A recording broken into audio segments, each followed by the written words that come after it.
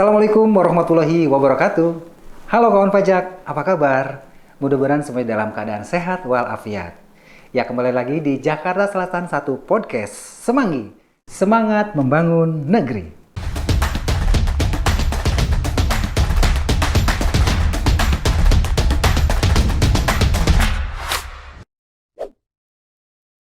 Hari ini kita akan membahas tentang transformasi teknologi informasi di Direktorat Jenderal Pajak atau istilah kerennya Digitex Going Digital. Bersama saya sudah hadir Bapak Iwan Juniardi. Beliau adalah staf ahli bidang peraturan dan penegakan hukum pajak.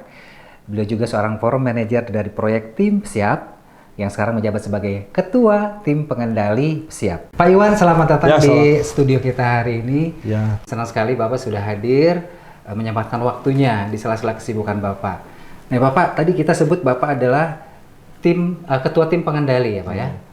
Pesiap. Nah, saya pengen tahu Pesiap ini apa sih Pak? Jadi Pesiap itu singkatan dari pembaruan sistem inti administrasi perpajakan. Oh, gitu. Jadi kalau orang lain bilang Cortex gitu kan. Cortex itu core of the core-nya sistem pajak. Nah, Pesiap itu sendiri sebetulnya bukan hanya reformasi di bidang IT, itu juga reformasi di bidang proses bisnis gitu ya. Jadi proses bisnis yang berbasis IT. Nah, itu proyek yang sekarang kita lakukan akan berakhir di tahun 2024. Jadi ini salah satu program untuk reformasi. Reformasi, ya ini reformasi dan transformasi digital sekalian gitu. Kenapa sih Pak DJP harus melakukan reformasi dan transformasi digital ini Pak? Oke, kalau kita lihat itu kan ada beberapa lingkungan yang mempengaruhi ya. Kalau DJP ini kan kaitannya kan banyak banget gitu. Nah kalau dari faktor luar sebetulnya DJP ini memang sudah harus mengubah bisnis prosesnya atau IT-nya. Kenapa? Karena ada disruptive teknologi, ada perubahan bisnis dari mulai bisnis konvensional sampai ke jadi bisnis digital. Di mana juga ada perubahan perilaku dari wajib pajak dan sebagainya, ya kan? Nah, itu juga kita harus dituntut nih DJP harus bagaimana kita bisa mengikuti perkembangan zaman. Itu yang dari aspek luar. Nah, aspek dalam juga bahwa kita ini bisnis proses kita dan sistem IT di kita udah tua gitu ya. Kemudian yang kedua, kita masih merasakan belum optimal nih karena belum terintegrasi. Sehingga kita bisa tercermin di penerimaan pajak yang tax ratio-nya masih belum optimal. Nah, sehingga dari faktor eksternal dan faktor internal inilah memaksa kita mau tidak mau harus melakukan perubahan. Baik itu di sisi bisnis proses maupun di sisi informasi dan teknologi. Itu sih sebetulnya latar belakangnya. Latar belakangnya Pak, baik. Nah, dalam menyusun suatu perubahan tentu banyak yang harus siapkan ya Pak ya? Oh iya, pasti. Sampai sekarang sejauh mana Pak persiapan dan juga apa yang sudah dilakukan nih? Jadi memang Cortex ini kan intinya ya, jadi persiapannya kita mulai sebetulnya dari tahun 2016. Bagaimana kita assess dulu, karena di dalam membuat perubahan, apalagi perubahan sistem yang begitu besar, di pemerintahan ini luar biasa susah gitu kan. Udah ada banyak ranjau-ranjaunya lah, ranjau-ranjau bukan ranjau cinta ya, ranjau-ranjau pengadaan, ranjau-ranjau perubahan di dalamnya sendiri. Nah kita siapkan dari 2016, nanti berakhir di 2024. Nah sekarang ini dalam proses detail desain sudah selesai, kita sudah melakukan pendalaman dengan para direktorat, dengan masyarakat, dengan para pimpinan DJP, juga dengan pimpinan Kementerian Keuangan, dan saat ini sekarang dalam proses membangun desain sistem. Jadi mulai awal development sistemnya. Tapi bisnis proses redesign dan detail design sudah kita selesaikan di bulan Oktober kemarin. Nah, sekarang kita mulai ke development system, akan selesai di tahun 2023 pertengahan dan insya Allah 2023 akhir sudah bisa kita deploy di seluruh kantor pajak di Indonesia. 2023 Pak ya? 2023. Baik, nanti ke depan tuh seperti apa Pak gambaran, mungkin jenis sistemnya seperti apa dan apa yang nanti layanan yang diterima oleh wajib pajak nantinya Pak? Nah, jadi gini, kita sebetulnya mengikuti kebutuhan wajib pajak. Wajib pajak kan semakin lama tuh semakin nyaman, pengen nyaman dari sisi pelayanan ya. Dari sisi pelayanan dulu, nanti itu pelayanan sistem kita itu, kalau sekarang pernah dengar click call counter ya, bagaimana layanan itu cepat berinteraksi, 24 jam berinteraksi, kemudian juga cepat layanannya ya. Kalau nggak salah mulai diperkenalkan click call counter sekarang. Kemudian di berbagai channel. Jadi istilahnya layanannya akan semakin baik, semakin mudah, kemudian juga semakin customized. Karena di dalam sistem Cortex nanti ada semacam artificial intelligence yang bisa menangkap perilaku wajib pajak. Gitu. Contohnya misalkan wajib pajak yang suka buka fitur PPN, nanti dia akan dapat informasi PPN di websitenya atau dari pop-up menu, itu tentang PPN dan sebagainya. Nah, ini yang kita harapannya apa? Harapannya wajib semakin mendekatkan dengan kebiasaan wajib pajak. Kemudian dari sisi pengawasan tentu saja juga ini sudah data driven.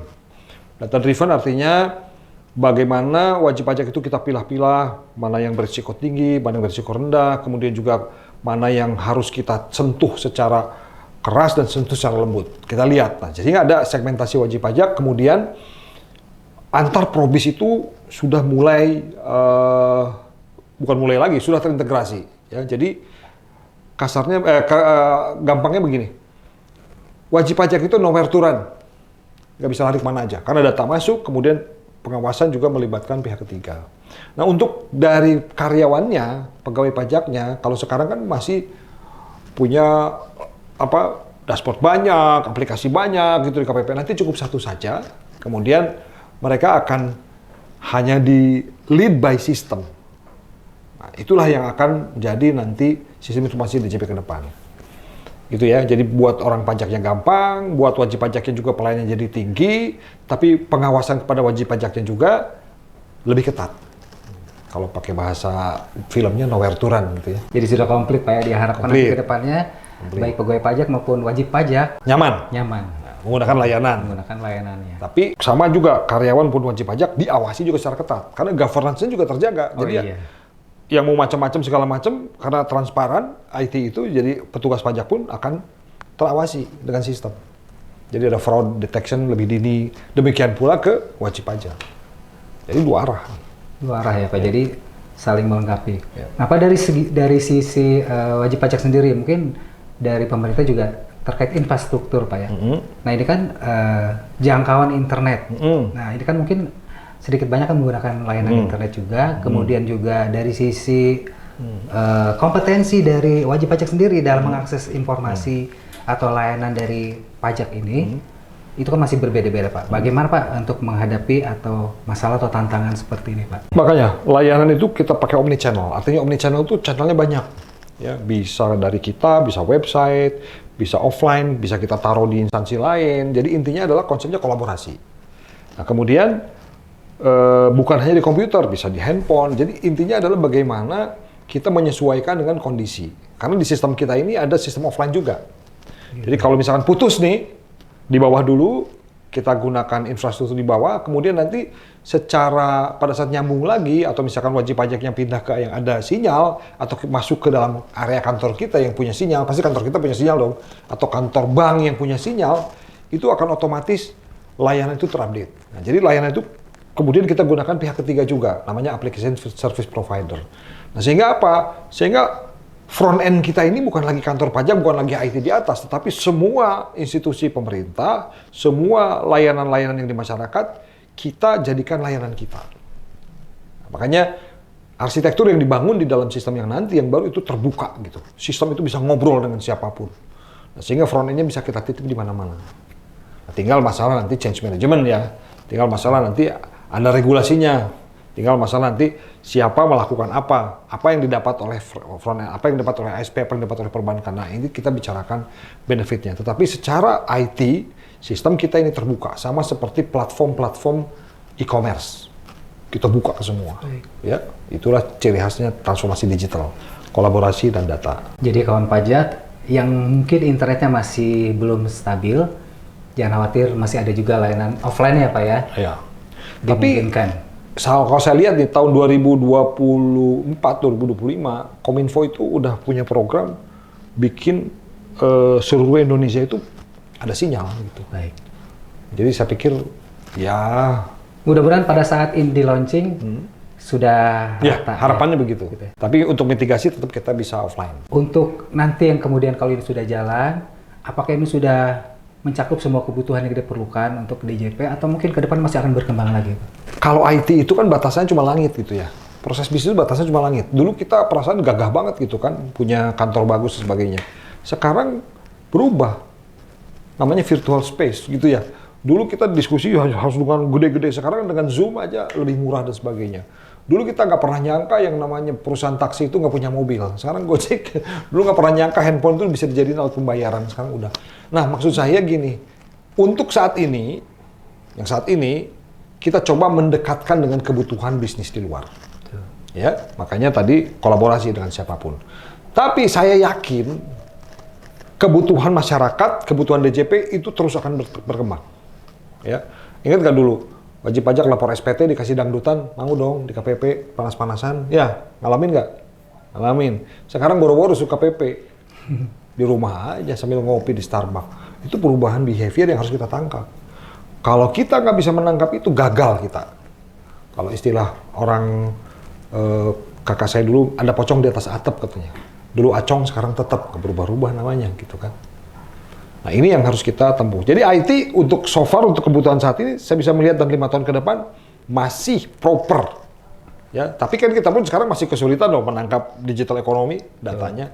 Tapi at least dengan open system seperti itu, kita bisa menangkap itu. Tapi saya nggak pernah tahu nanti 2024 pas saat ini deploy, karena desain PSIAP yang sekarang itu kan based on yang sekarang nih.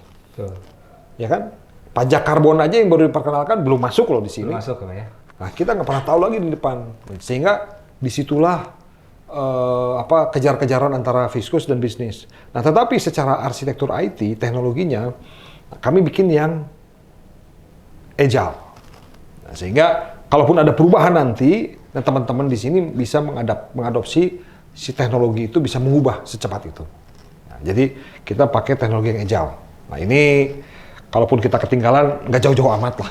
Jadi fleksibel Pak ya, jadi bisa menyesuaikan dengan perkembangan zaman. Karena teknologi yang kita bangun sekarang itu teknologi yang paling update sekarang. Kubernetes, kemudian Agile, dan sebagainya. Dan saya meyakini di sisi teknologi itu masih bisa bertahan 10-15 tahun. Kalau SIDJP ini udah tahun 2001, udah lebih dari 10 tahun. Kalau cewek itu umur 17-20 tuh imut-imut ya. Kalau sistem tuh amit-amit. Oh gitu ya Pak. Baik Pak Iwan, jadi sudah waktunya dilakukan pembaharuan tentu saja. Nah Pak Iwan, untuk yang terakhir nih, boleh diberikan closing statement untuk kawan pajak semua, silakan. Gini, jadi di dalam era digital ini, kita kan biasanya selalu dari dulu seeing dan believing gitu ya. Melihat dulu, baru kita percaya. Nah, saya ingin mengajak kawan pajak nih, rubah itu budaya itu. Dari seeing dan believing menjadi believing dan seeing. Kenapa? Kita harus percaya dulu masa depan itu ada, kita bayangkan dulu masa depan itu seperti apa, baru kita lakukan dan kita bisa melihat. Sehingga belief itu penting. Ya. Nah, silahkan buatkan kultur yang bisa membuat teman-teman menjadi orang yang believing dan seeing. Dan jangan lupa, kalau sudah punya banyak duit, kawan pajak ya, jangan lupa bayar pajak gitu kan. Dan yang paling penting, tadi, pajak adalah untuk kita, dari kita, dan untuk bangsa. Ya, sesuai dengan pasal 33. Pajak itu ultimate benefit owner-nya adalah rakyat Indonesia. Di situ kita berjuang bersama-sama. Kami dari Direktorat Jenderal Pajak mengajak semua kawan pajak untuk menjadi pahlawan yang bukan militer, tapi pahlawan bangsa sebagai pembayar pajak yang baik dan benar. Terima kasih. Baik Pak Iwan, terima kasih banyak untuk waktu dan juga informasinya di podcast kita hari ini. Semoga sehat selalu ya Pak. Nah kawan pajak, demikian tadi podcast kita hari ini tentang transformasi teknologi informasi di Direktorat Jenderal Pajak. Terima kasih sudah menonton acara ini sampai habis. Jangan lupa untuk like, komen, dan subscribe. Sampai jumpa di podcast selanjutnya. Semanggi, Semangat membangun negeri.